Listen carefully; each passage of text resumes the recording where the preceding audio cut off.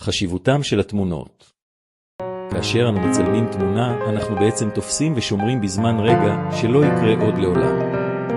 יכול להיות שנתפוס רגע של עצבות או שמחה בלתי נלאית, או אפילו אנשים שאינם עוד בתפר של עולם החיים. כל תמונה מסמלת תקופה אחרת, תקופה שמבטאת את עצמה בכל חיוך, עצב או מבט. התמונה הזאת, אשר נראית כאילו היא תקועה בזמן, יכולה לעלות בנו זיכרונות נעימים או זיכרונות שיגרמו לנו לבכות. כל תמונה מראה לנו על מה הייתה החשיבות שלנו באותה תקופה, ונוכל להסתכל עליה בעתיד ולחשוב לעצמנו. אני לא מאמין שזה קרה לי, או אני לא מאמין שהייתי פעם כזה מאושר.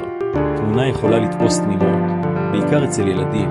למשל, כאשר עושים לתינוק כשהוא נולד, אנו רואים את התגלמותו של הטוב בעולם. הרי תינוקות לא נולדו רעים, הם לא יודעים להבחין בין מה טוב ומה רע. וכמו שאף אחד לא יכול לבעל כמפלצת, כי מפלצות נהיות מפלצות עקב נסיבות חיים או חוויות שחו בחייהם. ולכן, החשיבות של התמונות היא דבר שצריך להיות אצלו בדגש אצל כל אחד.